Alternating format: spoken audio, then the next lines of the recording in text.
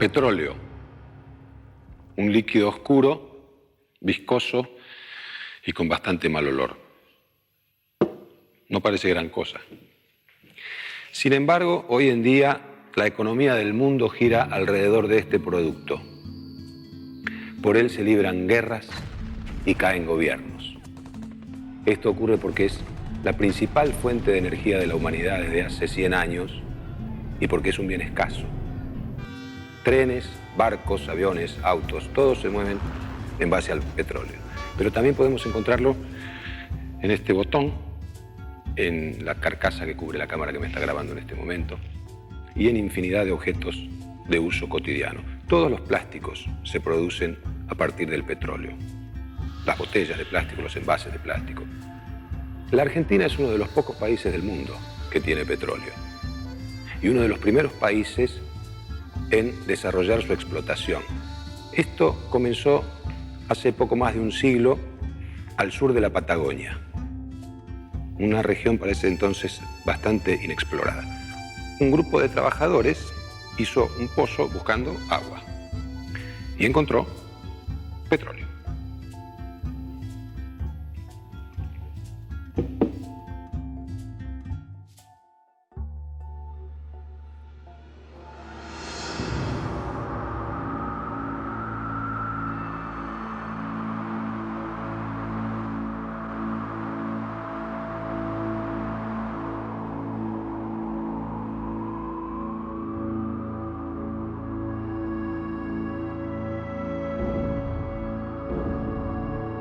El 13 de diciembre de 1907, una cuadrilla del Ministerio de Agricultura hizo un descubrimiento que cambiaría la economía argentina. Perforando un pozo en Comodoro Rivadavia en busca de agua, hallaron petróleo. Claro que este descubrimiento no fue casual. Cada una de estas perforaciones eran evaluadas para aprovechar futuros emprendimientos. Aunque ya en la década de 1880, la compañía mendocina de petróleo de la familia Fader intentó la explotación de hidrocarburos, es en 1907 cuando comienza la producción continua y sostenida en el país. De esta manera, Argentina hacía su ingreso en la revolución energética del siglo XX.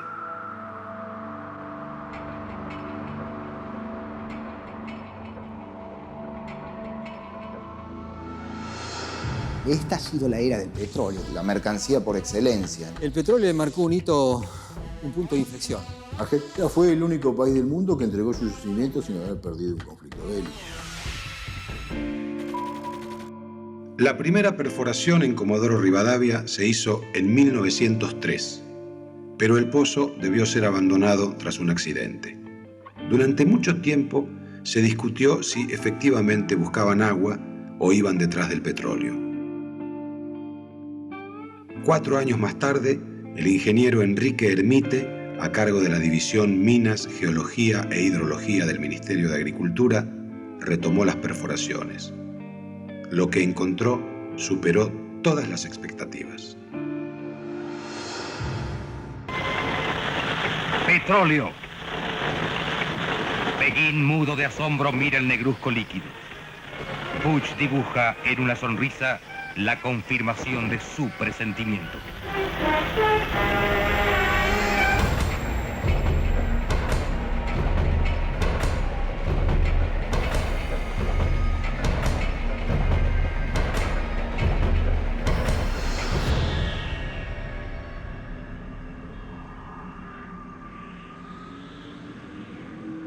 La historia comenzó acá, entre estos dos cerros se buscaba agua.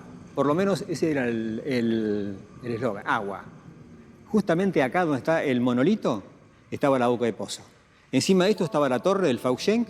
Acá donde comenzó a surgir por la canaleta, el 12 de diciembre antes había comenzado a surgir olor a querosén, o un olor a gas que no podían identificar. Se dan cuenta cuando a la mañana van a armar el equipo para seguir la perforación. Fuchs, en las manos, hace cuchara, lo huele, lo mezcla y dice, Dios, esto es querosén. Querosén se le decía el petróleo, o aceite, y hacen el famoso telegrama. Junto con el petróleo surgirían dos temas polémicos y de difícil solución. ¿Quién era su legítimo dueño y quién podía explotarlo? Estas preguntas fueron respondidas a lo largo de la historia de dos maneras: a favor del Estado o a favor de las empresas privadas. La historia petrolera de la Argentina estará marcada desde sus inicios por esta tensión.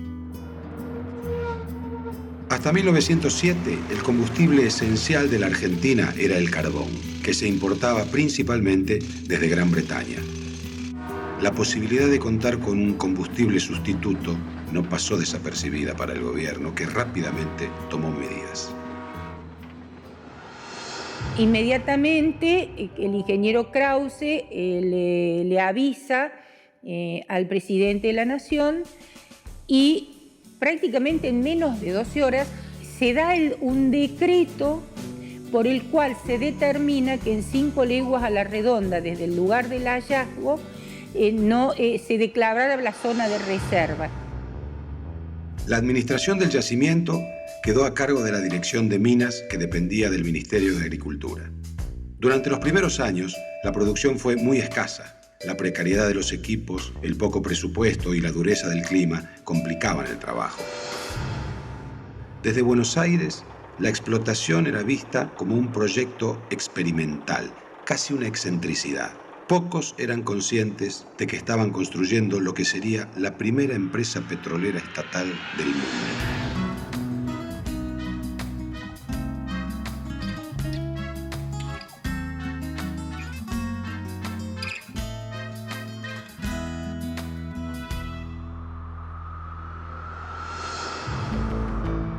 En 1910 asumió la presidencia del país Roque Sáenz Peña. Una de sus primeras medidas fue decretar que la explotación petrolera en la zona de reserva la haría el Estado. Se creó así la Dirección General de Explotación del Petróleo de Comodoro Rivadavia, embrión de la futura YPF. La comisión administradora estaba presidida por el ingeniero Luis Augusto Huergo, de la que también formaba parte Enrique Hermite, dos nombres fundamentales en la historia del petróleo argentino. Y Huergo se toma muy en serio y con un gran compromiso su labor al frente de los yacimientos de Comodoro, y empieza una pelea muy fuerte para tratar de convencer a la dirigencia argentina política, al Congreso, a los ministros, de que le dieran más presupuesto. Entonces, frente a los rechazos o al presupuesto muy marginal que le asignan a su organización, Huergo finalmente reacciona publicando un memorando, que era un memorando interno que él le mandaba a sus superiores en el gobierno, en el que, por un lado, argumentaba que el potencial de los yacimientos de Comodoro era así ilimitado, una cosa exagerada. La posición del ingeniero Huergo en ese documento es no, la propiedad del recurso es del Estado Nacional y el Estado Nacional debe explotar esto por una compañía nacional para frenar el interés que iban a tener otras compañías internacionales de venir a localizarse en esta zona para tratar de explotar el recurso. Y otro dato de ese memorando que lo hizo famoso y que lo convirtió a la larga en un documento muy importante para las corrientes más nacionalistas tanto de Argentina como de América Latina en materia de petróleo, fue que él ahí hizo una denuncia muy fuerte contra los trusts, o sea, los grandes monopolios internacionales de petróleo. Los actos de la Standard Oil son juzgados en todas partes como actos de piratas usurarios, despiadados, capitaneados por un ex sacristán que empezó por llevar a la ruina y a la desolación a millares de familiares de sus propios conciudadanos que, como el pulpo, ha extendido sus tentáculos a todas partes, acumulando fortunas colosales de miles de millones de pesos amasados con lágrimas y sangre humanas, que tiene en jaque al gobierno y a las instituciones de su propio país y que introduce la corrupción, la guerra civil y la ruina nacional en otros países. En sintonía con el pensamiento de Huergo, Sáenz Peña decidió prohibir por decreto la declaración de nuevas perforaciones alrededor de la zona reservada en Comodoro. El desarrollo de la explotación estatal había atraído a empresarios argentinos que solicitaron permisos de exploración para buscar petróleo en zonas aledañas a la reserva.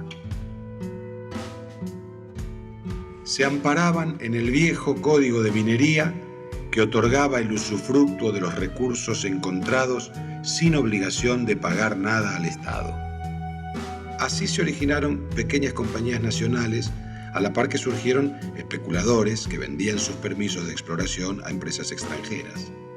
De una forma u otra, el petróleo quedaba en manos ajenas al Estado. Ustedes pensarán que estoy por hacer un asado. No, estoy haciendo una estufa. Hace 100 años, la mayoría de los hogares argentinos se calefaccionaban con carbón, que se quemaba en un brasero de hierro como este. Pero en 1914 estalló la Primera Guerra Mundial. Y desde siempre, las guerras fueron uno de los principales motores de los avances tecnológicos. En esta guerra aparecieron nuevas armas, los tanques, los aviones, los submarinos, y todos utilizaban petróleo como combustible. Esto provocó un aumento en la producción. La mayor disponibilidad de petróleo causó avances tecnológicos que modificaron la vida de millones de personas. Nuestros abuelos dejaron de calefaccionar con carbón y comenzaron a usar estos calentadores a queroseno, un derivado del petróleo. Todo un avance tecnológico para la época. Los transportes y los hogares pasaron a depender casi exclusivamente del queroseno. Así fue como se acabó con el reinado del carbón.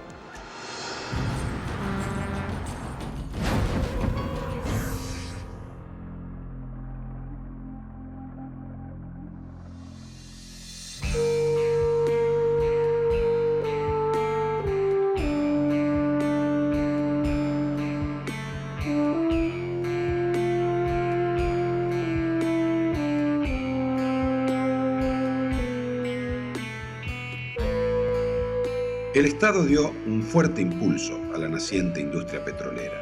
Con su apoyo, la Dirección de Explotación consiguió perforar 10 nuevos pozos a lo largo de 1914. Gracias al avance en infraestructura de almacenamiento, en transporte y en servicios, se alcanzó una producción récord que superaba a la acumulada en los 7 años anteriores. En marzo de 1916, se realizó la primera elección bajo la ley Sáenz-Peña, que otorgaba a los hombres el voto universal, secreto y obligatorio. Resultó elegido Hipólito Yrigoyen, líder de la Unión Cívica Radical. Para entonces, la explotación estatal de Comodoro Rivadavia se encontraba consolidada, con capacidad e infraestructuras suficientes para sostener una producción regular. Hipólito Yrigoyen asumió la presidencia el 12 de octubre de 1916. Fue el primer gobernante elegido por el voto popular que puso fin al dominio de los conservadores que gobernaban el país desde 1880. La economía argentina estaba sufriendo el impacto de la guerra en Europa. Su gobierno enfrentó una importante crisis de abastecimiento de energía, extremadamente dependiente del carbón inglés. A Yrigoyen le agarra la primera parte de su mandato, la Primera Guerra Mundial, en un país que dependía económicamente de Gran Bretaña. Es decir, era la dependencia no competitiva. La dependencia, nosotros producimos comida y los otros muchachos nos venden los bienes industriales, incluido combustible. Ante semejante panorama, era clave continuar impulsando la producción petrolera local. Yrigoyen intentó, sin suerte, que el Congreso aprobara algunas medidas, entre ellas conseguir mayor financiación para Comodoro. Las relaciones entre su gobierno y la comisión administradora se deterioraban rápidamente por fuertes discrepancias con respecto a las políticas que se implementarían. La gran huelga general que se desató a fines de 1917 en Comodoro provocó el fin de la comisión. Se iniciaba un periodo de alta conflictividad obrera que se prolongaría durante varios años.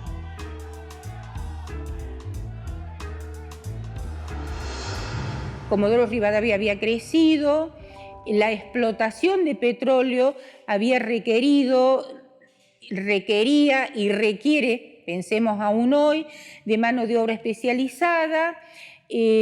Con este descubrimiento entonces, pensemos que paulatinamente fueron llegando contingentes de inmigrantes, primero de Europa, luego del interior del país.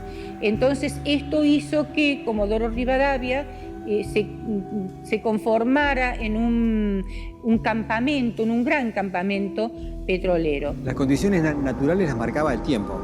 El tiempo era muy duro. El viento era constante. Las condiciones eran, trabajaban 12, 13 y 14 horas por día. El sueldo era muy bajo. Aunque la reacción del gobierno fue dura y reprimió las protestas obreras con ayuda de la Marina, la huelga culminó a favor de los obreros que a partir de allí quedaron organizados gremialmente. La crisis de la explotación nacional llegaba a su punto más agudo. Mientras tanto, las empresas transnacionales ganaban terreno y hacían grandes negocios en el país. La Standard Oil, poderosa empresa petrolera estadounidense, propiedad de la familia Rockefeller, se consolidaba en el mercado argentino importando petróleo de Estados Unidos que refinaba en su planta de Campana, la primera de América Latina. La sólida posición de la Standard Oil se vio amenazada con la llegada al país de la anglo-holandesa Royal Dutch Shell, de la norteamericana Texas Co. o Texaco. Paralelamente surgieron nuevas refinerías de capital nacional. Aunque sus instalaciones eran pequeñas, comenzaron a competir con los grandes importadores extranjeros. El fin de la guerra, si bien cesan esas condiciones anómalas del comercio y precios tan altos, profundiza el atractivo del petróleo, porque lo que se ve en el mundo es que todo el transporte por automóvil, surge el boom del motor de combustión interna y los automóviles, todas las flotas de mar empiezan a pasarse del carbón al petróleo, empieza a haber aviación también con motores de combustión interna, es decir que luego de la guerra el petróleo se consolida en lo que sería a lo largo de todo el siglo XX, que es la mercancía por excelencia en el mundo, ¿no? En las economías mundiales.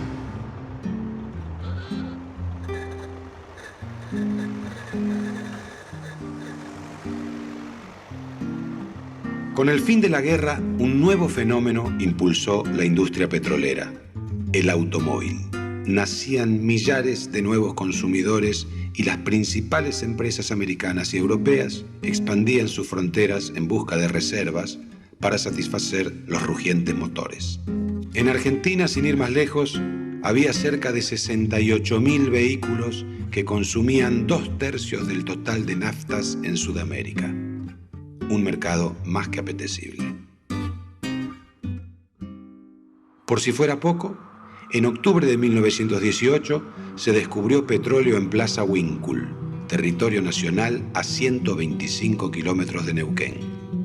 Las compañías internacionales se lanzaron al negocio de la explotación de petróleo en Argentina.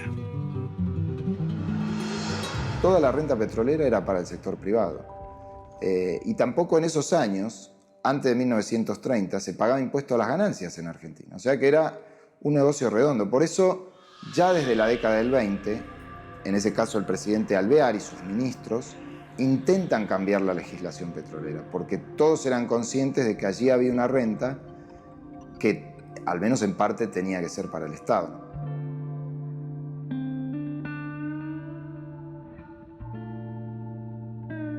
A pesar de todo, la explotación estatal disfrutaba del alza de los precios internacionales que se dispararon luego de la Primera Guerra Mundial. Pero en materia de producción, el panorama era preocupante. El yacimiento de Comodoro, perforado sin cuidado a lo largo de más de 10 años, perdía presión y su rendimiento comenzaba a declinar. Era necesario perforar más pozos para mantener los niveles de producción. Mientras la rentabilidad disminuía, los gastos aumentaban. La administración estatal del petróleo entró en una profunda crisis política. Felipe Flies renunció a su cargo en Comodoro Rivadavia, Enrique Hermite a la Dirección General de Minas y Alfredo de Marchi al Ministerio de Agricultura. Eudoro Vargas Gómez se negó a reemplazarlo hasta no recibir apoyo presidencial para una investigación interna que determinara lo que ocurría en Comodoro Rivadavia. Los hombres del petróleo argentino comenzaban a definir posiciones e intereses y de esa manera se tensaba el debate político. Ahí se estaban agudizando esas tendencias que yo planteé al principio, ¿no? Entre privatistas y estatistas. Irigoyen estaba un poco en el medio de esa situación, pero él entendió de que el petróleo que había descubierto el Estado y que estaba explorando el Estado tenía que ser explotado por una compañía estatal. Y ahí comienza en el diseño y la imaginación de aquel gobierno la idea de fundar la Compañía Estatal de Petróleo. La respuesta de Irigoyen fue la creación por decreto el 3 de junio de 1922 de la Dirección General de Yacimientos Petrolíferos Fiscales bajo la dirección de Eudoro Vargas Gómez. La futura petrolera estatal ya tenía un nombre: YPF.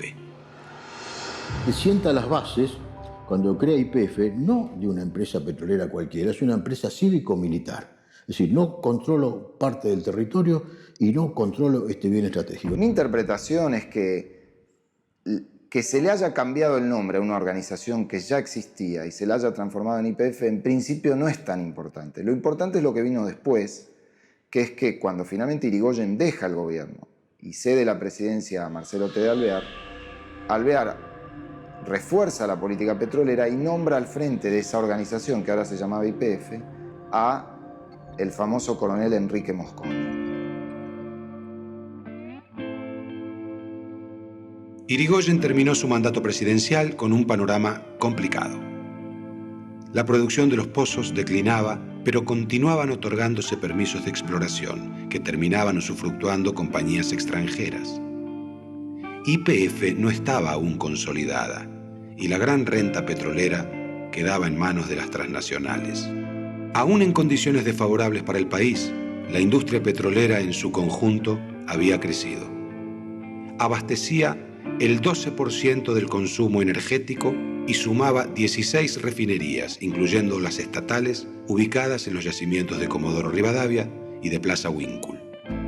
Se vivía un clima de entusiasmo por el potencial petrolero del país, y la elección de Marcelo Torcuato de Alvear como presidente en 1922 llevó optimismo a los inversores privados.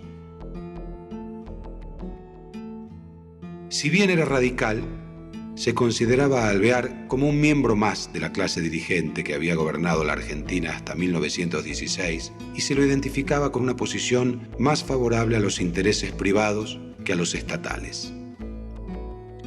Alvear sorprendería a todos. Durante su gobierno, y gracias al impulso de la administración de Enrique Mosconi, se consolidaría como un actor central de la economía argentina. De allí en más, la tensión ya no sería entre explotación estatal o privada, sino entre explotación estatal nacional o explotación privada extranjera.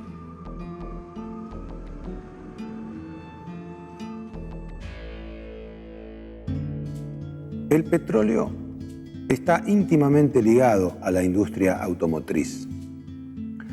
Los autos no solo funcionan a petróleo, también se mueven sobre él. El asfalto con el que se pavimentan las calles, las rutas, las autopistas, es uno de los tantos derivados que tiene. El asfalto es un producto que se conoce desde la antigüedad y fue utilizado para diversos fines.